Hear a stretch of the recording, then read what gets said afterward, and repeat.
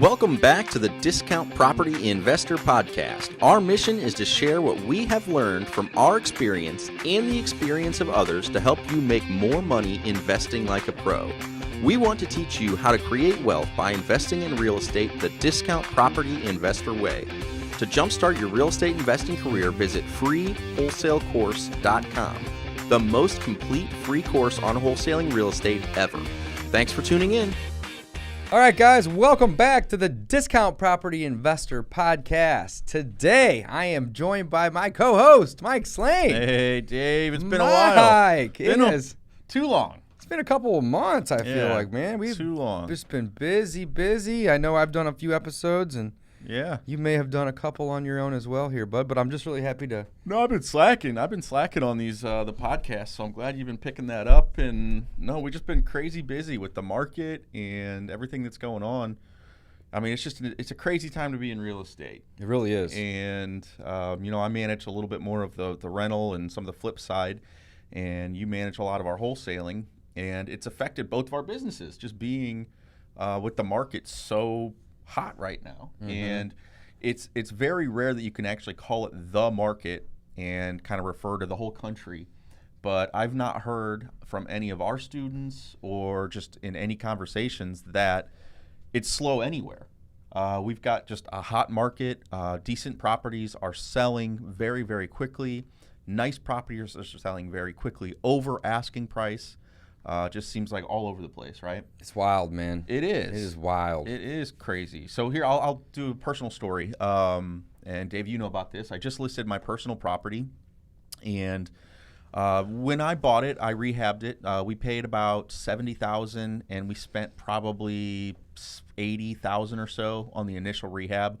Plus, we've been living there for a couple years. And, as it goes, we're always fixing and adding. And I've probably added at least another $10,000 in upgrades since then. So anyways, we spent quite a bit of money on it. What's that put us in? 90 plus 70, about 160,000. Is that right? 90 and 70? You said 70. 80 plus, 150,000. 70 purchase plus 80 rehab? Yeah. Okay. 150. It's about 150, about 150. No, and then we spent money along the way. So I don't know, whatever. So we're into it around 150, and again, we're living there. Probably so over that, right? Yeah. Probably into it for like 160 or 170, right. Probably. Give or take. At that time, when we bought it, we do similar to the BRRRR method. We'll buy it, and then we'll use somebody else's money, and then we'll refinance it. So we did that, and we had the appraisal at that time. And my wife and I were just really hoping we would have 20% equity in it at the time, and we did, which was great. So we refinanced it, and we didn't have to pay PMI. Awesome. So very, very happy about that. 2 years later. And for those who don't know what PMI is. Thank you. Go ahead. Well, I'll let you explain it. You started. PMI is a private mortgage insurance. So basically, the way it works is if you are borrowing more than 80%, you typically have to purchase private mortgage insurance, and that basically helps protect the lender who is lending more than 80%. So that could be 90%, could be 95%, could be 97%, in some cases maybe even 100% financing. And if it's over 80%, you have to purchase the private mortgage insurance. Oh, it's a crawl in my britches, man, because you're the one paying for their insurance, exactly. And that's the thing that sucks. So crazy. It's not your insurance, even though you're paying for it. It's the lender. So if you default, they have an insurance policy because they're, lending more than the 80%. Yeah. So again, we had at least 20% equity at the time, so we were happy about that. Again, Corona happens, and then now this housing market is just so hot, and we listed it, and what we'd seen happening is, people are listing properties, and they're saying, okay, no showings until this date. They're listing and coming soon, so people can see them on Zillow and start wanting to set up a time to view it and all that. We did a showing on the weekend, or an open house, rather. We did some showings before that and some showings after, and we stated, there's get your offers submitted by this date, Sunday afternoon, 5 p.m. We did that, and we had 7 offers come in And by Sunday afternoon, I was kind of discouraging agents from even submitting them. So I think we probably would have had 9 or maybe 10 offers if I would have just not said anything and been like, yeah, please submit a highest and best offer. But I didn't want people to submit offers if they didn't have a chance to actually purchase the property, because as an agent, I've been on the other side of it, writing offers, and your clients get rejected. It's frustrating. It takes a lot of time. It does. Anyways, I'll shorten the story up. We listed it at 209. We had offers come in, 7 offers. 209 was the lowest offer we got. We had multiple offers with escalation clauses, so they would escalate up, and our final contract price is 250 on it. You were asking 209. It's 40,000 over. So I mean, the only thing I'm worried about is if it appraises. The offers also, this is wild, guys, absolutely wild. The offers also came in as is, meaning they're waiving the inspection, which is just unheard of for retail buyers. Like, everyone always gets an inspection. I mean, Dave, we've told this for years. We lost a deal wholesale last week because we weren't willing to waive the inspection, and another investor was. And I already walked it, so I did the inspection, but I wanted to get a sewer lateral scope because, if that sewer lateral is broken, that could be $15,000. And it was I even was willing to pay for the sewer lateral scope and inspection, and I told them we could do it in the next 24 hours, bro. Yeah. And they still said, no, we're going with this other guy who doesn't, he's waiving the inspection. It's wild. It's a wild market. It's a wild market. On top of that, I mentioned I'm worried if it's going to appraise. They were willing to offer $5,000 in appraisal protection. And again, this is kind of a new concept to me. I've not even really heard of it. But they said, if it doesn't appraise for the right price, we'll bring $5,000. We actually countered because we had another offer with $12,500 of the appraisal protection. I've never heard of that before, but neither did I. Again, so appraisal protection. Protection. Guys. I don't know what it's technically called, but they write it in the special agreements, and so they accepted that. So now it's $250, and they're willing to do this $12,500 in appraisal protection. It's just wild, absolutely wild. So again, I wanted to tell that story because again, it's personal. It just happened. We're under contract, ready to close, all that good stuff, and it's great as a seller. It's great. It's easy. It's easy to sell a house now. But where does that lead us with wholesaling, Dave? Like, current market on fire. Where are we at with wholesaling? It's tough. Yeah, it's been tough lately to wholesale. A lot of the investors that are wholesaling deals around town send it to us. We obviously want to be on the list so we can see, because we buy from wholesalers too. Mm-hmm. And I have noticed lately that wholesalers are putting deals out at just under retail or basically at retail. I think a lot of the sellers and the homeowners right now, they know that the market is hot. They know that inventory is extremely low, and they have more options, right? Some of the deals that we've gotten recently, the only reason that we were able to get them at great prices, I'm saying recently, like over the last probably 3 to 5 months, give or take, has been because the seller is extremely distressed and or time is of the essence. So they needed to get the thing sold in like 1 or 2 weeks because of, a pending court case, or it could be a job relocation or back taxes. Maybe it's going to the tax auction or foreclosure, something along those lines. And it's just been it's been a lot more difficult recently than it really ever has been. Well, in explaining that, and it's been more difficult for wholesaling because of what we just said. Even these retail buyers are waiving inspections, and they're using loans. When the retail buyers do it, it's wild. Yeah, like it's absolutely nuts. Wild. So to not have an inspection period as a wholesaler, that is extremely difficult because you are committed to buying it at that point. Extremely difficult.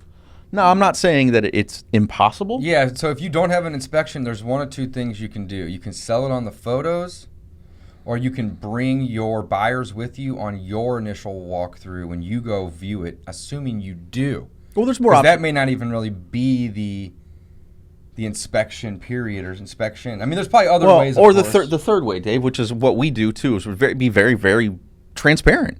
Just say, yeah, we're going to buy it, but I want to get my partners through. So you set up kind of a showing. Setting up a showing or an inspection. Yeah, I mean, it's basically an inspection, but you're at some point. But right. again, you're not necessarily being able to write that in the contract. I mean, there's a lot of different ways you can do That's it. a good point. So it is. It's just been more difficult to wholesale. Not to say that we haven't still been doing it, because on the flip side, once we get one under contract, it is a little easier to sell it.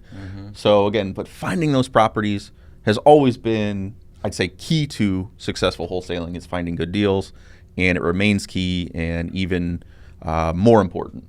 Now right. is finding those good properties, and yeah, there's just a lot of competition. So speaking of the market condition being crazy, right, and inventory being extremely low, I feel bad for a lot of these buyers agents right now, because if you are not a cash buyer, you're probably not going to win anything right now.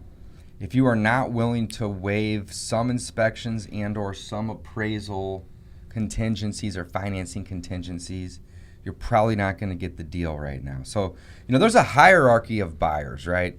So your cash buyers are typically going to be the ones that are going to get be willing to basically offer the most, not necessarily the most, but they're going to get the deal accepted easier because there's less barriers to entry there. It's cash. Next, you have your conventional financing. And then behind that, you have your FHA financing. And then even behind that, there's like the ED something and VA and all sorts of other loans. Other types that are even harder. And the problem is when you go from conventional to FHA or VA or even lower, there's a lot more inspections that are required. The lender often will require the seller to fix items on the inspection report versus just compensate them with cash. And the seller has to pay for those inspections. So as a seller, let's say you have a property for sale and you go, put it on the market and you get 10 offers, and 3 of those offers are, FHA type offers, and the other 7 are either cash or conventional. Usually, typically, the agent and or the seller, they're not even looking at those FHA ones, because it's going to take more time and cost more money to actually sell the deal. So I feel bad for a lot of the buyer's agents right now that are working with clients that don't have 20% to put down. Yeah, because that is crazy. Very difficult for them to be able to get positioned into a deal right now. Yeah. So I mean, it really does affect like your first time home buyers, I'd say, more than anyone else. So it is a lot of, assuming they don't have 20%. Well, most don't. That's most of them who don't, Most because don't, again, right. a lot of home owners, when you're buying a second home, if you're on the selling side, you're probably going to clear a decent amount of money that you can then push into or put into the next loan. Right. So it's definitely hard. So another thing is, I have a bunch of friends who are like, man, I could make like 50 or 100K, just like you're basically going to walk with about 100,000, which is great. And that's awesome by all means, but the price of what you would go move into is up that much too.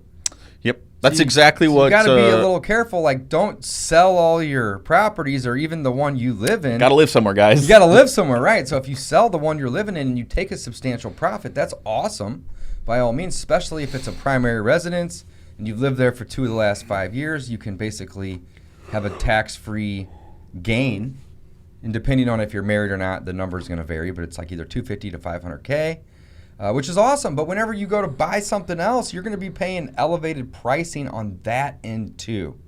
So don't count your chickens before they hatch, I guess. Well, kind of, sort of, though. Well, that's until it closes. So it doesn't really matter. I mean, price, the relative price is so unimportant, I would say. Or no, it's so important versus the nominal price. So like just the dollar number isn't quite as important as it is in relationship to everything else. So what we're experiencing is inflation, I think is the point. Is that as all the prices go up, it doesn't really mean you're going to have that much more money. Like, because again, Dave said it, you have to pay more for the higher priced one that you move into. You get more when you sell yours, but you're paying more for the one that you're That's what we're doing. We're building the house, and I guarantee you, had we built this 2 years ago or a year ago, it would probably be about $50,000 to $80,000 cheaper. Wow. Pretty much guaranteed, just because the price of lumber just went through the roof, and I mean, all materials. Here it's coming back down, but I'm fortunate enough to not have to be buying a ton I've of it heard that, now. and I don't buy a ton of it either, Yeah. so I don't know. I think it's still pretty high, though, compared to where it was probably this time last year. Yeah. I wish it would drop like Bitcoin and we'd be in business, you know? That's right.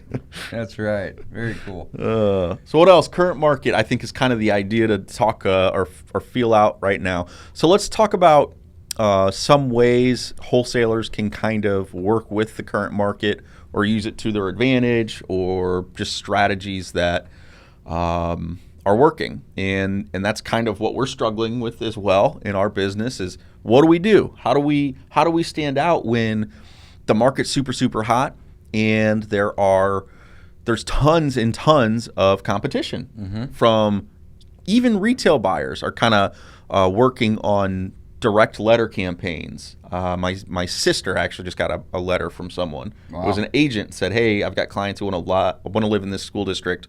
Are you interested in selling your house? Call me." Wow. And then you're paying full retail too, basically. Yeah. Oh, for sure. Wow.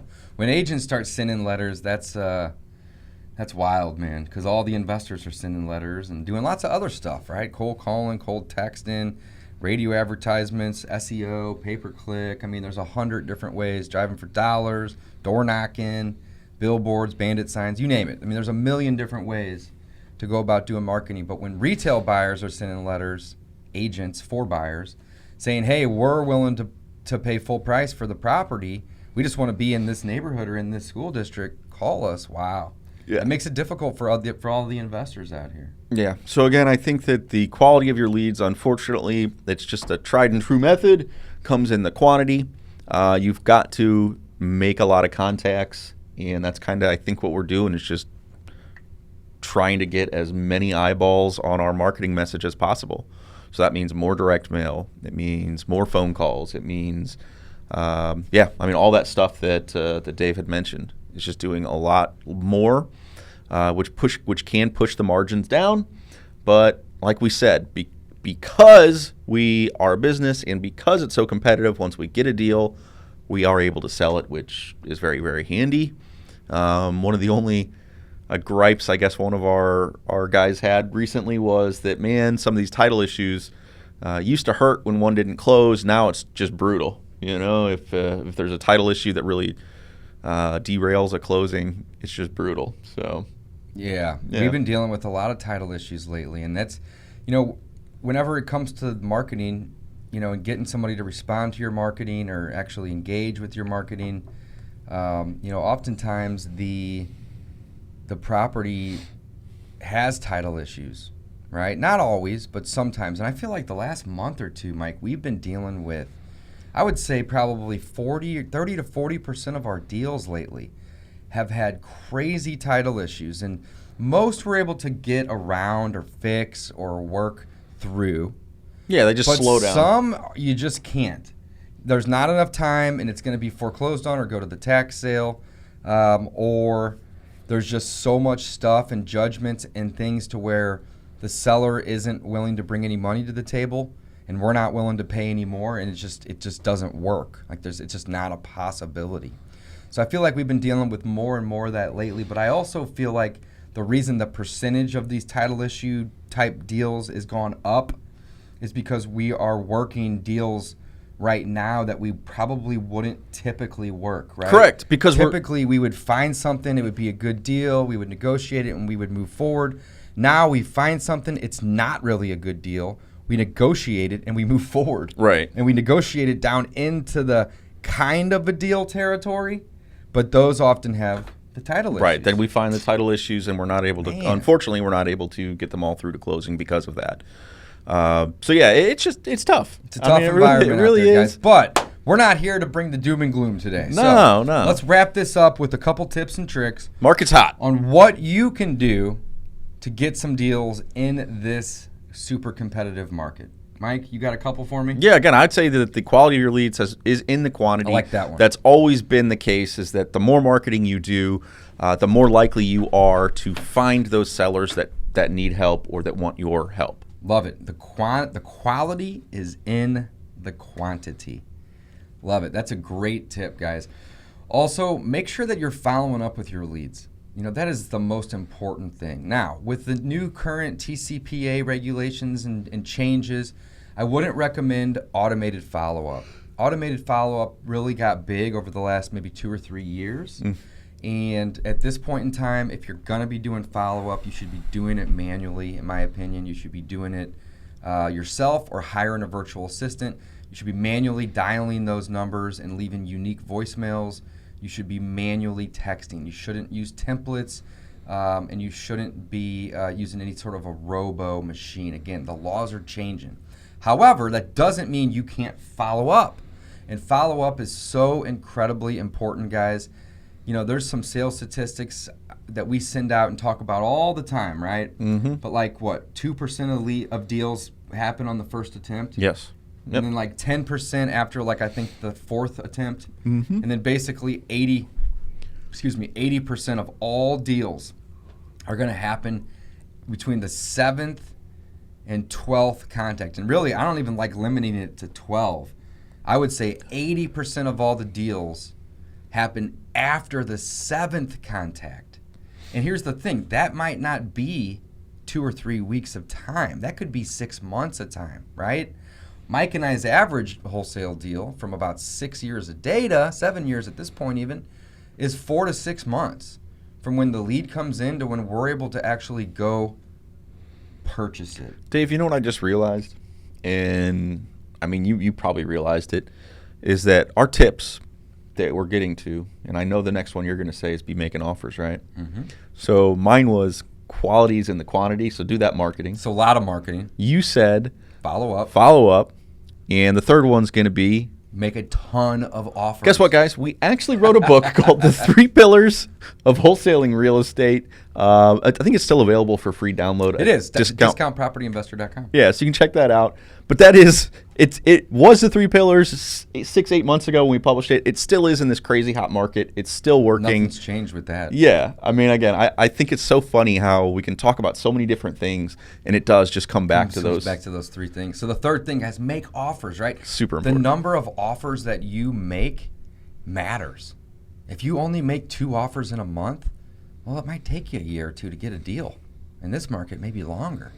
If you're making 2 or 3 offers a day, well, then there's really no reason that you don't find something in the first month or 2, right? Maybe even sooner than that, right? It just depends. So, sometimes we will have 5 or 6 offers go out in a day. Sometimes none, but ideally at least a couple every single day. You know what the biggest thing about making that many offers is just think about this from a psychological perspective. If I make 1 offer every other week or whatever, 2 offers a month, and I get rejected, it's like, oh man, that really sucks. And you let it get you down, and that's what you focus on.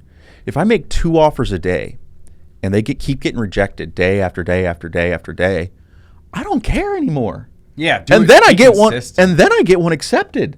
That's the big difference. Is don't let these small failures, quote unquote, get you down. They're not failures. They're your journey towards getting that offer accepted. Yeah, no just means not today. It doesn't mean never, right? So when you get these no's, don't let, man, that's such a great piece of advice.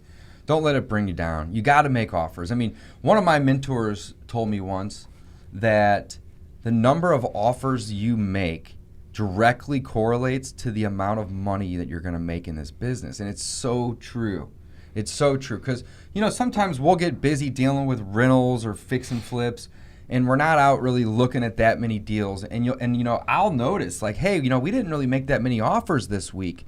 Or maybe 2 weeks goes by and we didn't make that many offers. Now, we'll always have made some offers over that amount of time, but it may be just a couple. And then I'll notice, man, our deal flow is really low right now. We don't have anything in the pipeline. And on the flip side of that, whenever we're in the office and we don't have a ton of stuff going on and we're doing a ton of follow-up and we're talking to sellers and we're making verbal offers, we're sending written offers, we're even mailing people offers via snail mail, deals start to happen. So you got to do the marketing, you got to follow up with people, and you got to make offers, guys. No matter what market condition you are in, those 3 things ring true They always have, and they probably always will. Let's wrap it up, man. That was a good episode, and I love that we circled back to.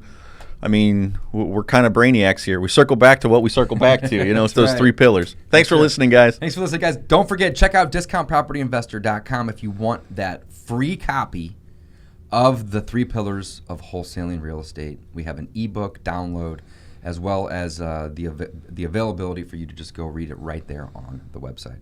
Thanks, guys. Thanks for listening to the Discount Property Investor Podcast. If you enjoyed this episode, please like, share, and subscribe to help us reach a wider audience. To jumpstart your real estate investing career, visit freewholesalecourse.com, the most complete free course on wholesaling real estate ever. We would also appreciate it if you left us a review on iTunes or Stitcher. Thank you in advance for your support. And remember, you make your money when you buy, you get paid when you sell. Now let's go build some wealth.